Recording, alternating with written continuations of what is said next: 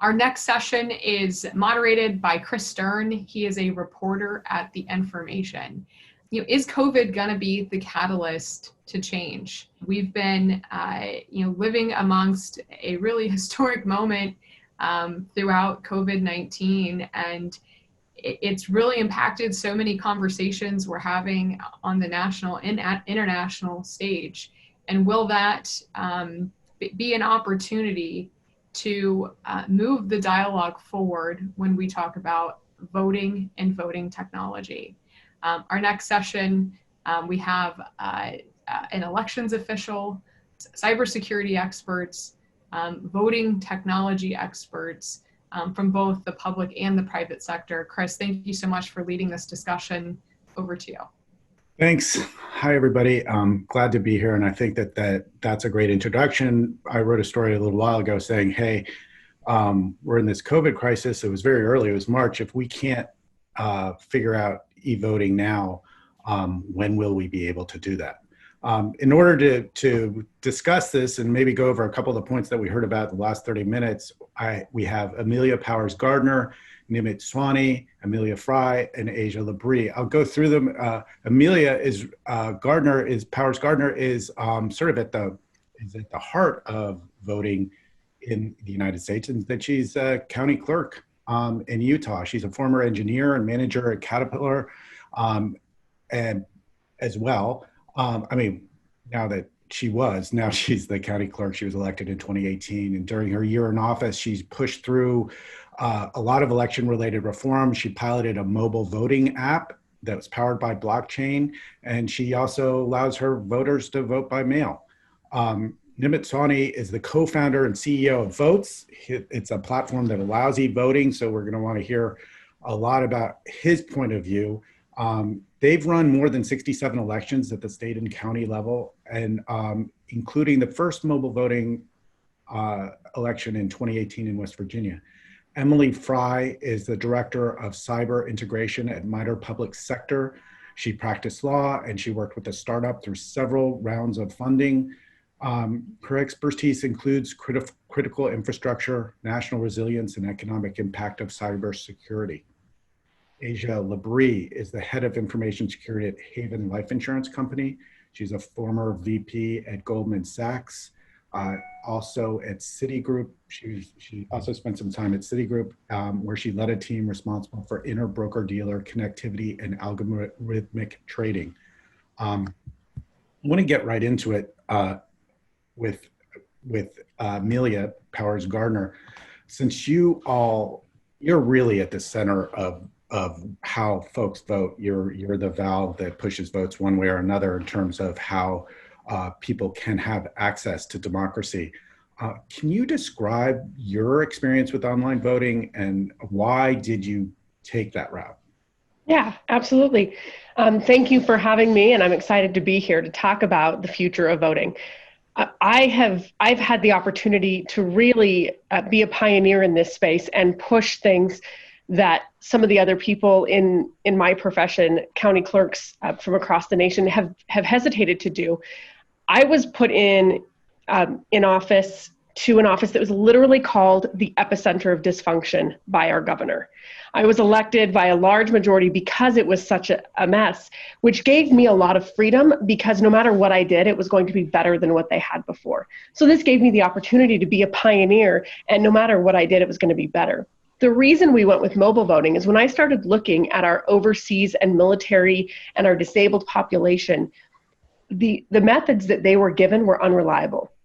They were given vote by mail, which we utilize for our domestic population. But when you start dealing with an overseas population, vote by mail becomes a lot more sporadic and really unreliable. The other option they were given was email. And when they utilized email, not only was it absolutely not secure, but it waived their right to a secret ballot. So now we've got our military men and women serving us overseas, and they've got two options. One is unreliable, and the other doesn't afford them a secret ballot. So I really looked at the mobile voting as a way to provide our overseas and military citizens, particularly those serving in the military, this opportunity to vote for the freedoms that they're preserving. Also, in the disabled community, the people with disabilities some of them can't hold a pencil, and vote by mail wasn't working for them. So this really gave them the opportunity to cast their vote and to do so independently and with integrity. It was really a no-brainer for me. Can you describe a little bit about how you decided to sort of the physical exploration for you as to how you got to trust a particular e-voting system and how you became comfortable with it, that it would work and that it was safe for your voters? Yeah. So when I looked at those systems, what I was comparing them to was our current system. So what I really looked for was, do you have better ways of identifying the voter to ensure that it's really the voter casting that vote? And do you have more secure ways for them to transmit that vote than what we currently had? So we looked at several different options. And I myself am a fan of blockchain. I've been interested in blockchain for years and all things blockchain, whether cryptocurrency or utilized for the immutable ledger.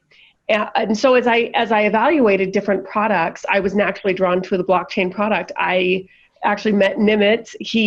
Nimit made an appointment with me my first week in office, and came and showed me his solution. And it checked all those boxes: more secure than we currently have, more reliable, gave the people the opportunity to cast a vote anonymously and with integrity. And it utilized blockchain, which made me feel more secure knowing that we had an immutable ledger that I could audit against in the future to ensure that these votes really were being counted as they were cast. Did you audit? We did. We've done, 4 pilots now? We did the municipal primary, municipal general, presidential election, and the nominating primary here in Utah this year. And we have audited every one of those elections. Every one of those, we've had 100% clean audit come back. And how does that compare to, say, a mail-in or a rather physical voting, in-person voting, in terms of sense of security with it?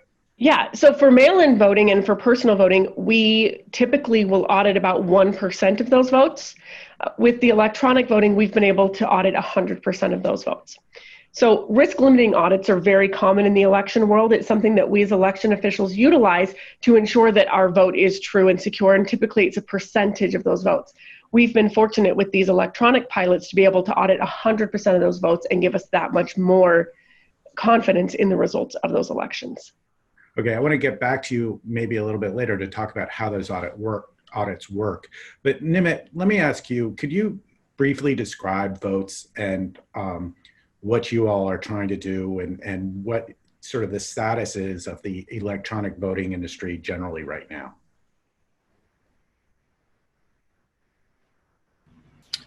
Sure. Firstly, thank you to the Chamber for having us here. The first part of your question about votes. So we are the youngest elections company in the country, and our focus from the very beginning has been on mobility, particularly focused on utilizing all the advantages which a smartphone-based ecosystem provides.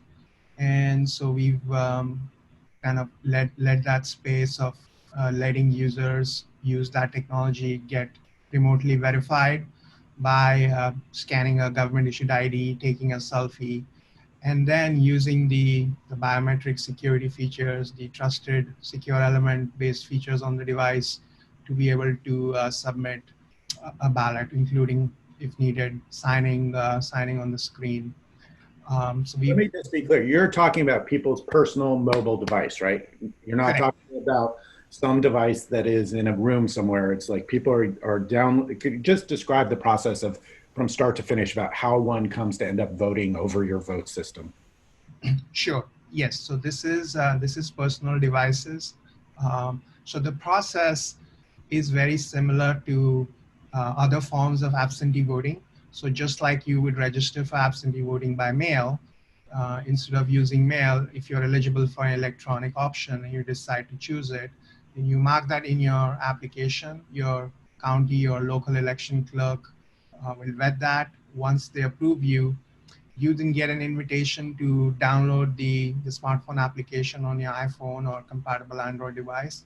You start with an email or a mobile number, and then once you've passed the initial onboarding, the system prompts you for an ID check. So you need to take a picture of a government-issued photo ID.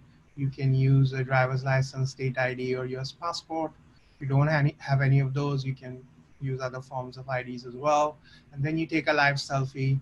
And what it does is firstly make sure that you are a real person. You're not, taking a video of another video or a video of another picture.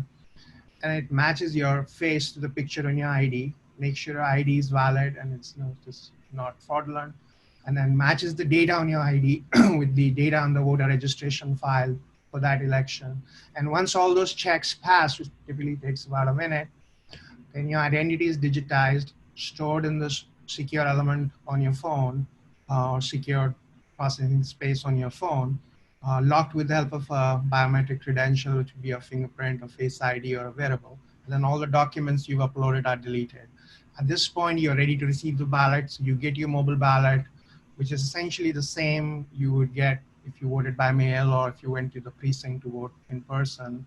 So you mark the ovals, and when you're ready to submit, you may be asked to sign an affidavit, depending on your jurisdiction. And once you do that, you submit, you get a receipt, you can verify your choices were recorded correctly. And then in the background, an anonymous receipt is also sent to the jurisdiction. And then on election day, a paper ballot is printed, and also every oval in the background has been recorded on a blockchain-based infrastructure. So once the paper ballot's printed, it has the ability to do an audit with the anonymous receipt, the paper ballot, and the data on the blockchain. So end to end, that's how the whole process works. Okay, great. Well, now that we've heard that explanation, let me ask Emily, is that a safe system? Or do you comfortable with that? Is this a kind of do you trust the person can we trust the phone? Can we trust the network? Can we trust all the elements that make this into a voting system that democracy can trust? That's a great question. Rather than talk about any particular system, I think what's important to note is that regardless of how good any particular system is, and we have several nice candidates in this space now, we still are dealing with two obstacles for all of these vendors. So what we really need to do is find a way forward for all of these vendors through two particular obstacles. And the first obstacle is that there's this time-honored tradition of feeling like I carry my ballot and I cast my vote in a personal way at a specific location. And there's a freight and a weight of tradition that we carry as baggage. Now, in other contexts, I might not call that baggage. I would call it an honored tradition. And the reason that I think it's becoming more like baggage is that we're dealing right now with a digital generation.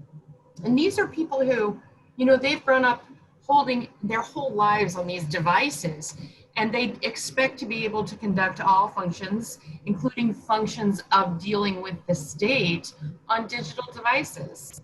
And so we're dealing with an influx now of a community that views that burden of taking time off of work and going to cast your ballot in person as actually something they want no part of. And so within the next few years, as that digital generation starts to become voting age, we actually need to find ways where the tradition of voting is just as honorable and just as noted and just as worthy on a digital device as it is in person. So what does that transition look like? We're dealing with some burdens of tradition. And the second major issue is that there actually, regardless of what I think, regardless of what Secretary Warner thinks, and regardless of what you think, Chris, the fact of the matter is we don't have adequate standards. So let's say that some independent person who's very well trusted in the system, asserts, I believe in these three companies as great offerors. Okay, well, what standards are you relying on to make that assertion? We're missing some standards here.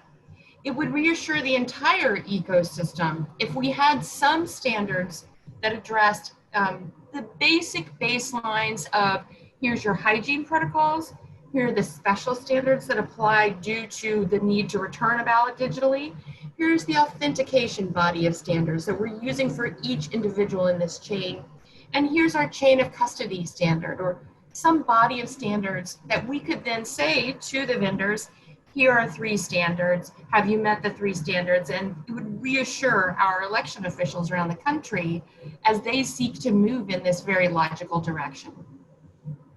That's a great point. I mean, the standards and is not something that exists now at all. I mean, Amelia, I'm going to jump back to you before I get to Asia. Amelia, what if there was a standard, if there was a regulation of some kind that covered it? I have 2 questions. One is, what would you want to see at those standards, in those standards? And 2, and maybe this is something we should talk more broadly, is that standard is it appropriate to set that standard at the state level, or do you want to see it set at the federal level? Yeah, those are great questions. I have to agree wholeheartedly. I really think that the industry needs some standards. Out of industry, we keep hearing it can't be done. And that's just frankly not true. In an age where we can edit DNA using technology, we can also find out how to vote securely using technology. We just need some standards. Like Emily said, I couldn't agree more with that. I think number 1, we need security standards so that we can say these are the minimum standards that you need to transmit a ballot. We also need identity or authentication standards. As an election official, I'm responsible for ensuring that the actual voter is the one casting that vote. So if we could have some identity standards, some security standards, and then basic standards around the election process. Was this an anonymous vote? And was it cast in a timely manner? Was there only one vote cast? Just very simple things that I don't think would be very difficult to comply with. Just having them in a standard would be great. As far as those standards go, the way things work right now, there aren't really standards on a state level, but there's certification on a state level. Typically, what you would want is an industry standard or a national standard that is recognized by the industry and that different states can then therefore adopt for certification of an election vendor. Okay, thanks. Asia, we're getting into the discussion of standard and in effect regulation. Is how close does that get us to the end goal of folks feeling safe with e-voting? And when I say folks, I mean government officials, I mean people like Amelia, and I mean citizens like all of us. How much does regulation get us towards that goal? I think that it is contagious, right? So if you can get a group of population comfortable, that population can teach maybe their children or their grandparents to then also get comfortable, right? And maybe that's not the best example of contagious, but I think there's a lot of education and training that will need to happen and can happen organically. And the standards are probably the first step. I do want to just also highlight there's another element to this conversation that I think is important, and that is the operational risk, where it's not just the attacker side or the fraud side, but how do we run elections and do that in a resilient manner? And I think that's something we're about to see happen this year with mail-in voting, with the numbers increasing, and something that electronic voting would be a solution for going forward. Just want to raise that, and that's I think an important problem that we're going to need to solve. Okay, thanks. I mean, Nimit, I've read and I've talked to people who say as soon as a vote touches the internet, as soon as someone's electoral preference is subject to hacking, it can never be safe and we can't trust it. What is your response to that? What is your response to that the internet just is inherently untrustworthy and there's nothing we can do to fix that? So I think when people make those broad statements, I think they miss a few things. For example, the internet by itself was not essentially designed for security. The internet is it's like a highway. It's a mechanism to transport things. Security in this scenario is the responsibility of the application. So you can't really keep blaming, the transport and say, because the transport didn't have, XYZ, that we can't even build something secure on it. It would be very sort of disingenuous to say that. I think, as some of the other panelists have mentioned, there are so many use cases where secure transport is happening because the applications who are involved there, whether it be space or defense or healthcare or finance, they've figured out a way to transmit data securely and in a manner which is immutable. And so for sure we can do that in the election space. It's harder because not only do you have to transmit it securely, you also have to make sure that the identity of the voter cannot be reverse engineered. And so I think applications exist with infrastructure like distributed ledger-based systems. I mean, even before blockchain became popular and came into the folklore, there have been scientific projects on immutability. And so I think you just can't claim that just because the internet doesn't provide that secure fundamental, just because it's a highway, that you can't run a secure application on it. I think we have so many examples out there. Secondly, along with that, we also hear a constant sort of companion statement that because it's all software, you can't trust software. And that also seems a little bit, far-fetched from reality. Granted, software can have bugs, but we also have what's called as a formal software verification process, which is used by the Department of Defense. It is used in the space industry. It's used in, when software is added to fighter pilots, fighter jets, our embedded systems. And so that same model is very applicable to, software in any other industry. And so why not in elections? And so I think the technology to do this is here. The methods to make sure that we can transmit something securely and make sure it's not tampered with either during transportation or when it's at rest. And more importantly, the ability to audit the whole thing. So you can, like Amelia was saying, if you do it at scale, obviously it would not be timely possible to audit 200 million votes if everybody voted electronically. But if you can do a subset and get that mathematical assurance, just like what happens with paper ballots, then you can come to a very strong conclusion that the whole digital process is secure and tamper resistant. There's a lot more voters than there are fighter jets. And so when you talk about going to scale, I think that's the big issue. And there's been, great examples of what Amelia's done in her state and what others have done in Washington and Colorado. But I guess the question is, yes, you can be successful at the West Virginia level where you're getting votes from a few hundred Army or military folks overseas or folks with disabilities. But what about a vision of ramping this up to tens, even hundreds of millions of people who vote in this country? It seems like that creates the attention of a national election that is very attractive to hackers and things like that. Is it simple of saying we can ramp this up to scale? It seems the scale is the problem.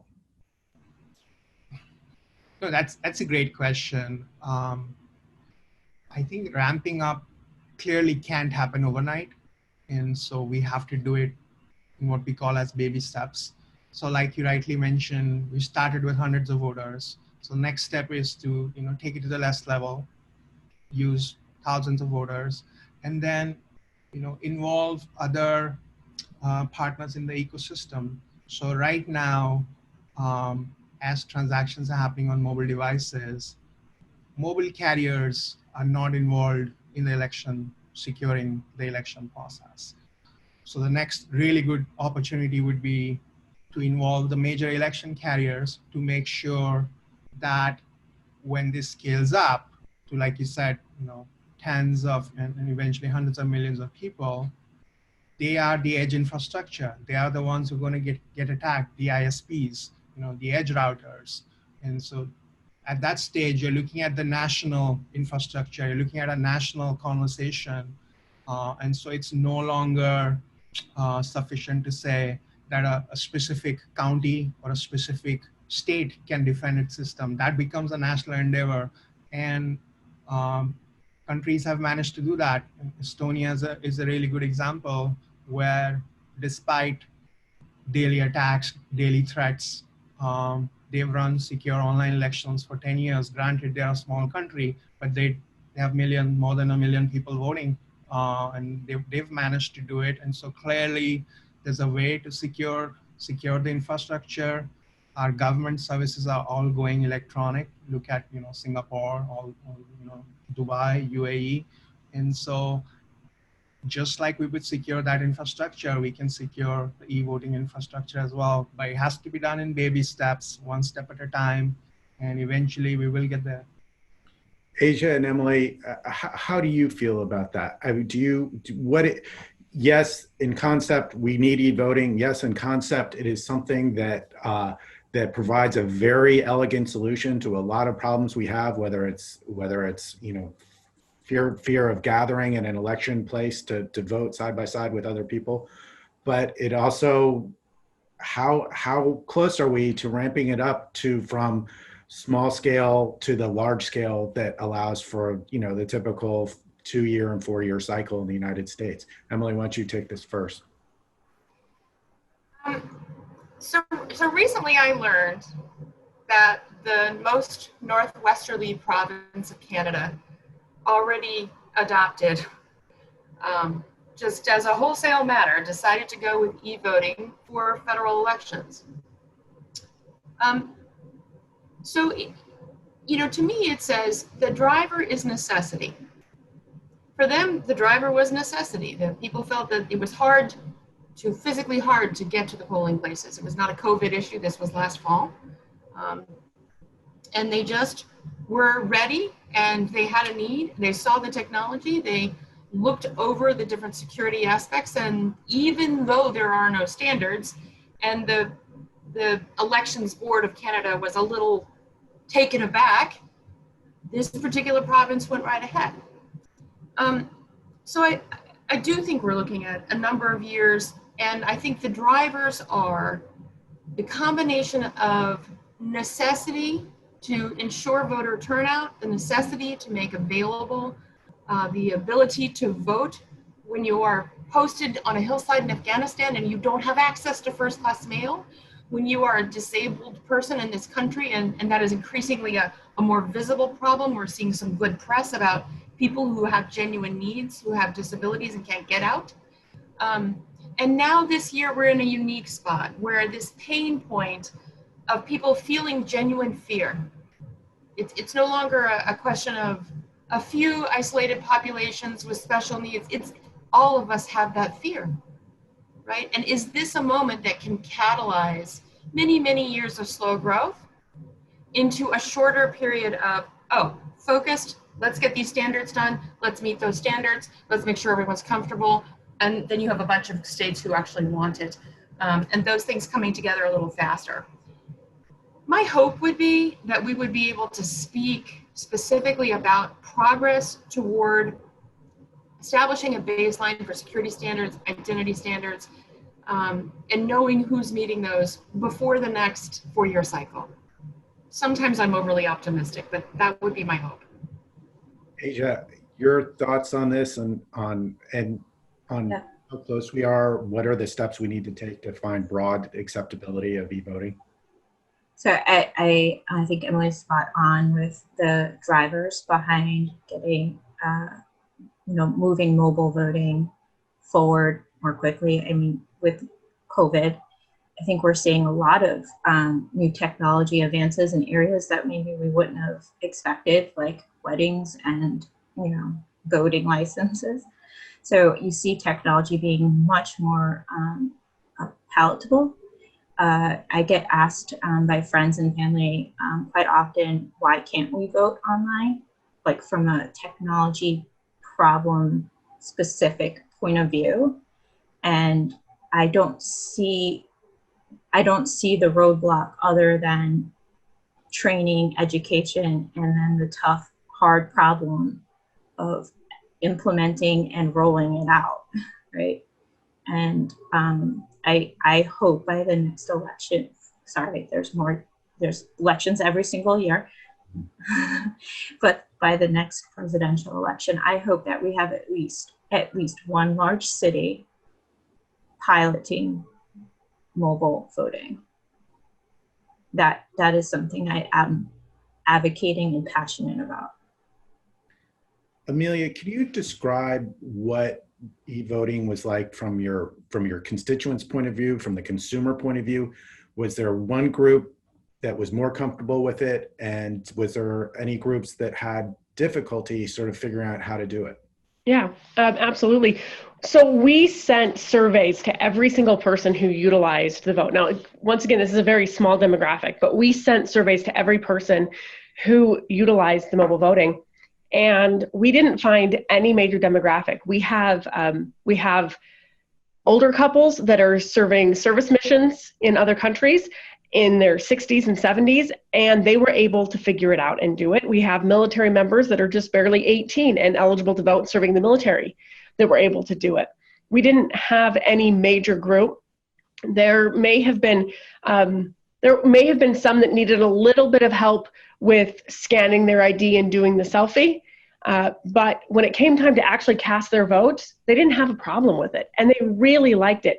In fact, right now, we're getting phone calls from military members and service missionaries from other counties in our state calling us and saying, hey, my partner over here, they get to vote on their phone. Why don't I? And I have to explain to them, that's because your county isn't doing the mobile voting. And the question isn't, well, is this safe? The question is, well, why aren't they? Why aren't they doing this mobile voting? So from the user standpoint, it's significantly easier. They like it. They don't see a problem with it. We actually have a higher voter turnout with those that are eligible to use mobile voting. We have a higher voter turnout for our overseas citizens in municipal city elections, if they can use their phone, than we do from our domestic population who lives here and can either vote by mail or show up at the polls. We're a vote by mail county, so we mail every eligible voter who is an active voter, we mail them a ballot. And we have a higher percentage of people voting on their phone from overseas than we do from people right here in our county who we mail a ballot to. And do you have any data on what voter participation was in year over year, folks who voted via their phones versus voted on physical or mail-in ballot of some kind? Yeah, it was significant. We had significantly higher participation of those overseas. I'm just comparing overseas to overseas, try to be apples to apples, but overseas voters casting their vote by mail or email as opposed to the electronic voting, it's significantly higher. So for example, in the last major municipal election, our voter turnout for the county was about 35%. Our voter turnout for our overseas citizens that could use their phone was about 45%. Previously, theirs was about 11%. Huge increase in voter turnout for that population. I do know that the younger generations feel more comfortable with voting by their phone. We have a city here in our county that is predominantly a millennial city. They brand new housing, high density housing near a university. It's just predominantly a millennial. They have a higher participation of social media polls than they do that vote in their city election. And that city has asked me many times, can we please use mobile voting for our municipal elections? Because we'd have a higher voter percentage turnout. The only thing that stops me from doing that is the lack of standards and therefore a lack of state certification so that I can let them. Otherwise, this community, I would absolutely let them vote on their phones. I'm confused. Why are you allowed to do it in other cases, but you can't let this community do it? So the rules are a little bit different when it comes to overseas and military voters and disabled voters. Overseas and military, the federal government requires us, all 50 states are required to provide a ballot electronically to overseas and military citizens. 29 states require that we let them return those ballots electronically. So a mobile app works in that case, and it doesn't take the same certification as a broad usage. Emily, we hear a lot about during the last few minutes about millennials are much more comfortable with this. They're more comfortable with online surveys. They're more comfortable with social media in general, and maybe they see voting as an extension of social media rather than a fundamental building block of democracy. But what I wonder, I also hear in different contexts about other things I write about, things like TikTok, where there's a lot of concern that the younger generation is very free and easy with their personal information, and that's and that other countries can take advantage of it because they offer it up so freely and in such a insecure environment that it opens up the U.S. to manipulation, not just of at the personal hacking level, but also influencing elections and things like that. So what is your reaction to that? Is there a creeping lack of a sense that data isn't as important as it actually is? Like, the young folks may not appreciate how important their privacy is, but there are folks over in the Pentagon and the CIA and others who are very concerned about it because they see it as an opportunity to open the door and manipulate our society and our culture and our politics. So here you go down this path that unpacks some other very, very important issues. I would like to posit, for purposes of this conversation and consideration, that we are facing two co-equal threats as a nation to democracy when it comes to the elections portion of democracy. If we can all agree that elections are a fundamental underpinning of constitutional democracy, that means they must have integrity. In order to have integrity, it means both the actual technical details of the process must themselves have integrity and be trustworthy. It also means that the ecosystem and the ethos around the perceived integrity of the elections technology and process themselves are trustworthy. So when we think about the threats to that, we see a cybersecurity threat. Co-equal to that, we see a misinformation or disinformation threat. Both of these are important threats, and they do, and unfortunately, they exacerbate one another. And yet they can be dealt with in separate ways. What we are primarily dealing with during this conversation is actually the cybersecurity issues. We are facing simply a lack of standards for cybersecurity when it comes to this particular marketplace. At the same time, we are also facing a body of problems related to mis and disinformation. I actually want to separate those in this case because I don't want to burden a burgeoning, promising, technologically helpful offering with the freight and baggage of something that we've got to find other tools for. So let me just start by saying there's a very big difference between TikTok and casting a vote in a federal election, right? So I don't really need any credentials to participate with Instagram, Snapchat, TikTok, Facebook. I can make up an awful lot of stuff. And to me, social media is an ecosystem that is essentially designed to be manipulated. What we need to do when it comes to both how we architect and how we speak about mobile and digital and remote voting systems is to be the opposite of that. To be an ecosystem that is designed to be heavily authenticated and trustworthy. So we're dealing with different tiers of a digital ecosystem, and we have to be clear which tier we're dealing with. When it comes to the mobile and remote voting systems, that is a special place, right up there with critical infrastructure operations, right? So we have very different standards when it comes to financial services, to running the electricity grid, to operating elections, than we would for simply engaging in social chit chat on TikTok, Facebook, Snapchat, Reddit. And we do need to be quite clear about that. Yeah, I hear you, but I also hear folks saying, well, the younger generation's comfortable with e-voting, therefore we should go forward with e-voting. And I just wonder if we're skipping a step there. I think there's something we need to add to that. Keep in mind that a vote not cast changes the outcome of an election just as much as a vote that's been changed. And when we are disenfranchising large groups of eligible voters, we are changing an election. If the people with disabilities voted at the same rate as people without disabilities in this country, we'd have 7 million more voters every election. Think about that.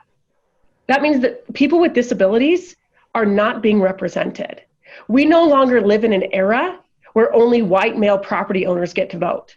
We live in a country where every eligible voter, regardless of their socioeconomic status, their gender, or the color of their skin, gets to vote. And if we are using an antiquated system that leaves out single moms, or people in inner cities, or people with disabilities, or people under the age of 30, then we are changing the elections by doing that. Now, we absolutely cannot compromise integrity, and we cannot compromise security.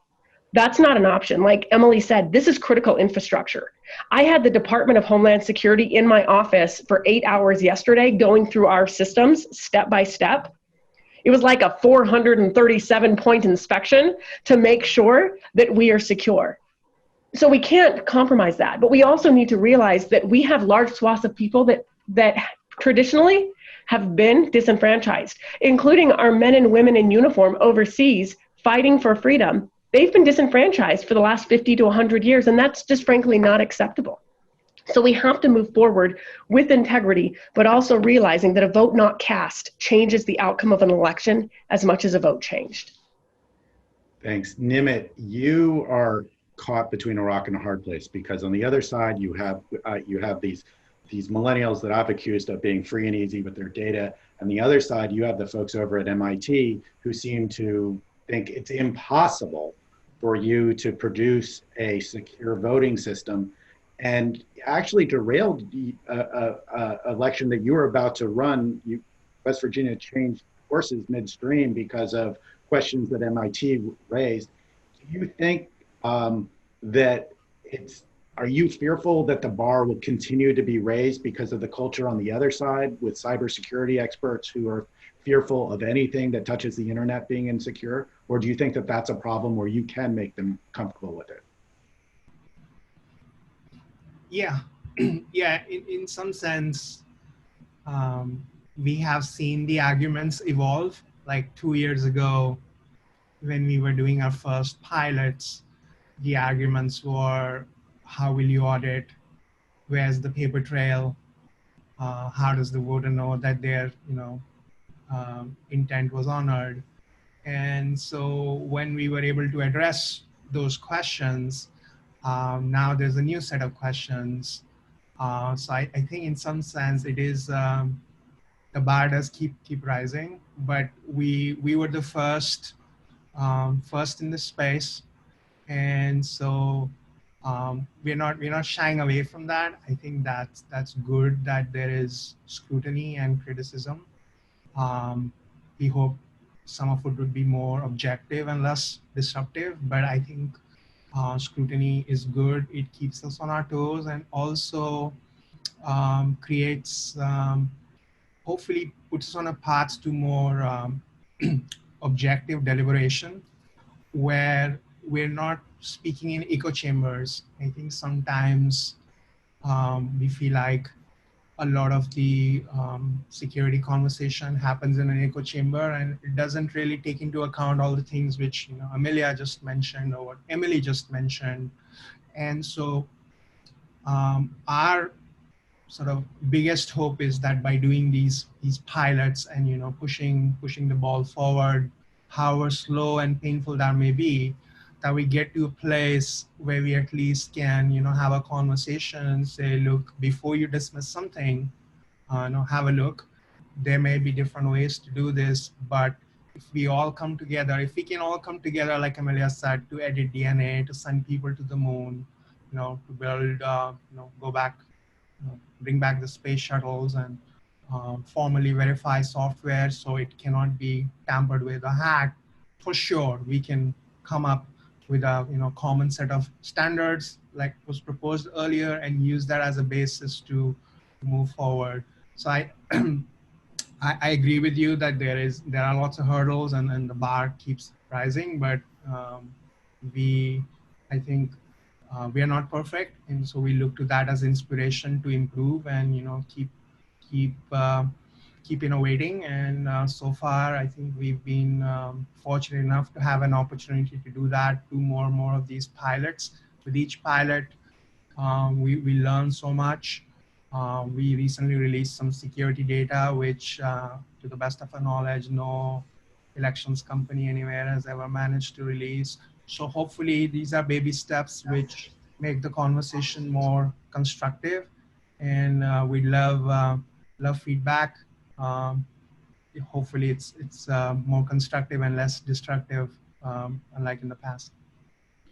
Asia, you said that one of the concerns you had was understanding better the operational aspects of this of e-voting, or at least that they needed that's an area of focus. And I was just thinking about that. And I was wondering, because at the end of the day, this comes to the nuts and bolts of how this will work. And I was wondering if you had any thoughts about what it is that you would like to see. Yeah, sorry, and I meant that for all of voting over time, not just e-voting. Yeah, yes, you said it at the time, and I understand that now as well.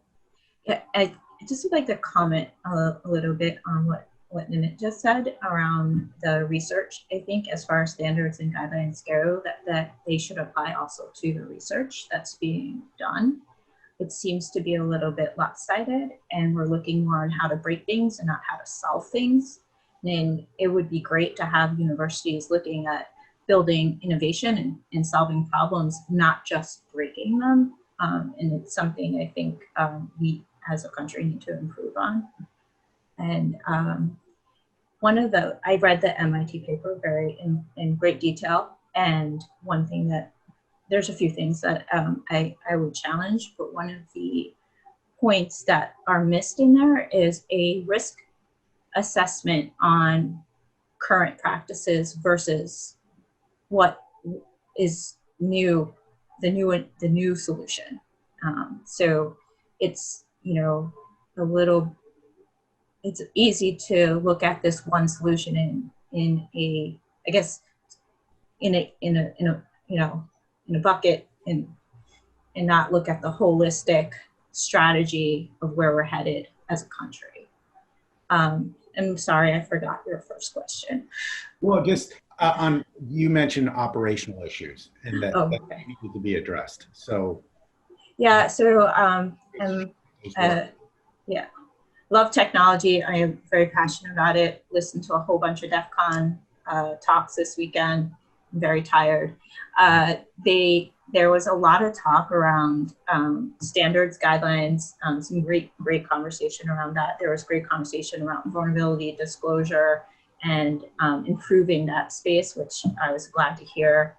And there was a really great talk too around how are we able to handle the operational aspect of mail-in voting this year, and how, it may take time to count these votes.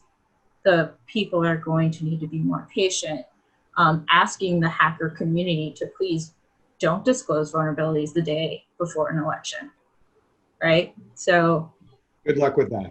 Yes. So that's where I was headed with that. Okay. Amelia, can you tell us, you're in a unique position. Do you see strengths and weaknesses? Could you walk us through I guess I'm counting 3 different ways to vote now, which is mail-in, e-voting, and in-person? Mm-hmm. Yeah, absolutely. In fact, we do all 3, right? So I think I'm one of only maybe 3 jurisdictions in the country that actually does in-person, mail-in, and e-voting. And Asia nailed it. Like her, I went through that MIT paper with a fine-tooth comb. Right, I went through that with a fine-tooth comb.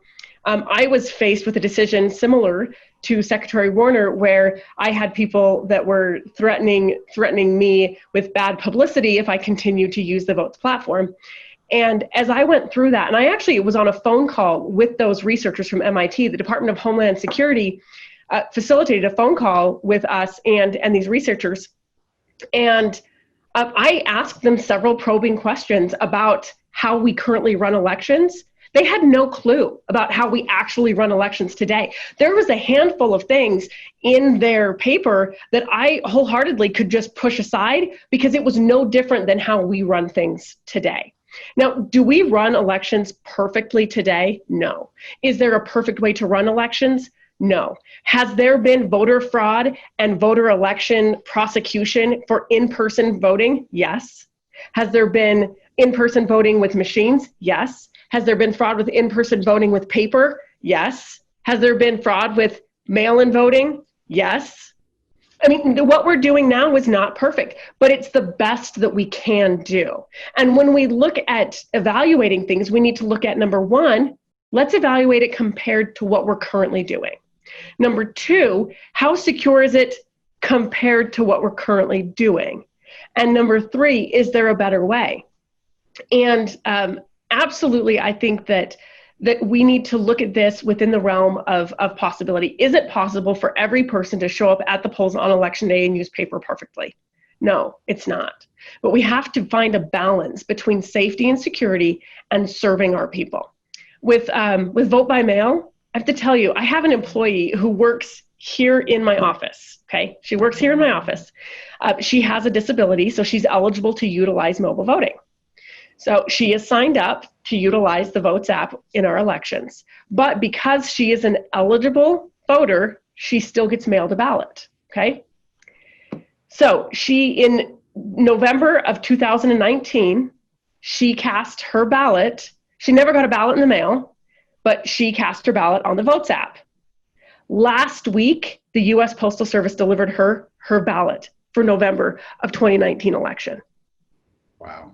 She was able to cast her ballot using Nimitz's Votes app.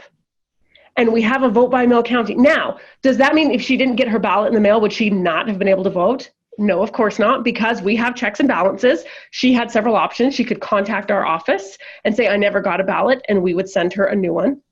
That's one. Number two, she could show up at the polls on election day. And not only do we have paper at the polls available on election day, but we also have an express vote, which is a machine designed for people with disabilities to be able to vote. Every one of our polling locations has accessible machines for those with disabilities. It has paper at the polls for those that didn't get a ballot or changed something or lost their ballot or their kids thought it was junk mail and threw it away. We have several checks and balances along the way.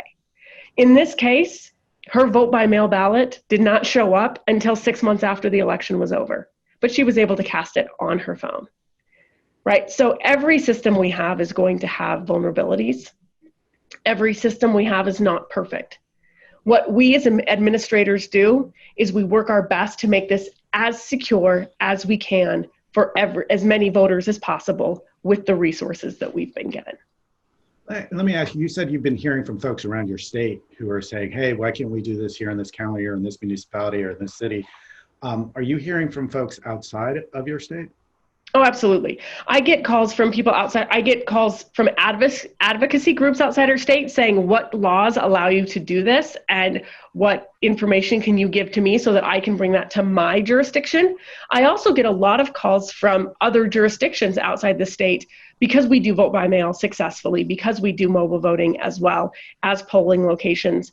We do get a lot of people asking us, how do you do what you do? And can we do the same? So that's great, which kind of leads me to one other point I wanted to make. One of the things that has built in security to our election system in this country is the fact that the country doesn't have one election vendor. They don't have one election process. Elections are not run at the federal level. There's some very high level regulations at the federal level, but the majority of election law takes place at the state level. And even then, the majority of the election administration takes place at the local level. That actually brings us security.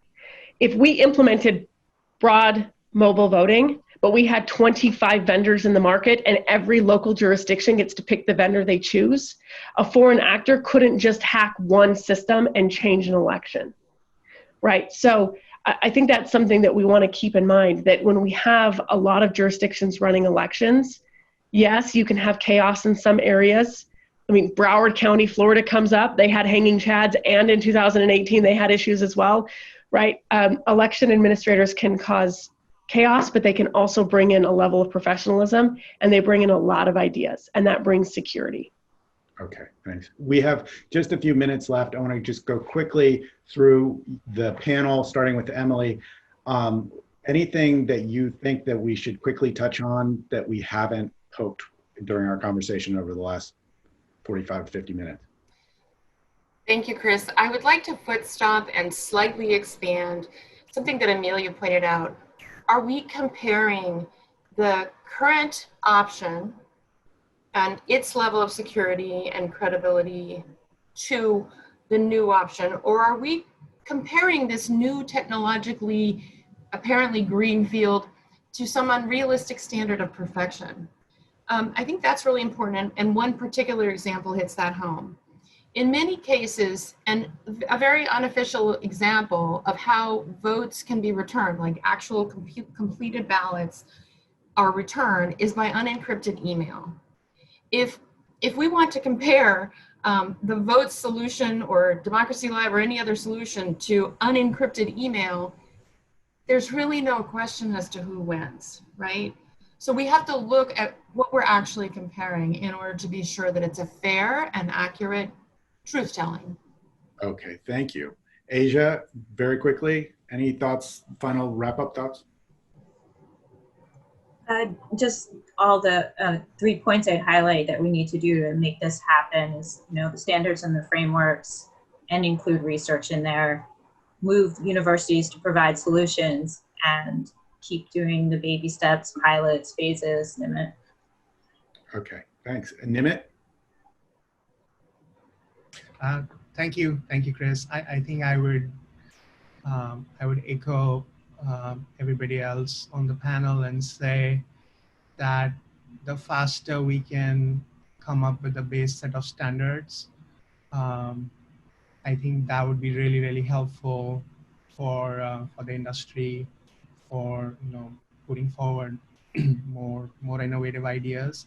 So I would really urge the community, all the stakeholders to sort of prioritize that, and wholeheartedly we'd be willing to contribute wherever we are needed. Great. Thank you. And Amelia? I think you've had a fantastic panel today. I'm very impressed with Emily and Asia, and as always, Nimit. You guys absolutely were spot on. We need standards, we need solutions, we need to compare this to what we're currently doing. Absolutely could not agree more. And lastly, I think instead of finding new people budding in this, new companies budding in this space, instead of trying to squash each one, I think the industry needs more competition and more solutions that can meet these standards. Great, thanks. And Perry-Ann, if you're there, I'll hand it back to you. Thank you so much. Thanks so much, Chris. That was a really wonderful conversation. Appreciate you, Chris, moderating that. What a cool opportunity to get to hear directly from elections officials that are on the ground, elections and voter technology experts, to really help set the stage of what the full scope of the challenges are when we talk about voter technology and the potential role blockchain technology has to play in this ecosystem. I really appreciated Amelia's point that a vote not cast changes the outcome of an election just as much as a changed vote. And thanks, Amelia, for that call to action for the industry standards. Absolutely agree and believe that there needs to be a conversation between the public and the private sector. And so many of the most important initiatives throughout the US in technology and innovation has been a public and private sector collaborative effort, whether that's commercializing the internet or putting the man on the moon or building out a safe and secure electronic voting strategy for the United States. That balance between the public and the private sector is absolutely essential. And it's also essential that all populations have the tools that they need to exercise their right to vote. The world's moving forward, technology is moving forward, and voter technology, it has to move forward too, but it needs to be done in a way that does not compromise integrity. So I want to thank all of our speakers for joining us today, for sharing your insights, and thanks to all of our attendees for coming and watching and learning more about this topic with us. For more content hosted by the Chamber of Digital Commerce, we'd like to invite you to Parallel. This is our virtual summit. Our next event for Parallel, episode number 4, titled Surviving and Thriving, will be on September 18th, 2020. You can join at parallelsummit.org. Thanks again for joining us. I look forward to seeing you next month at Parallel.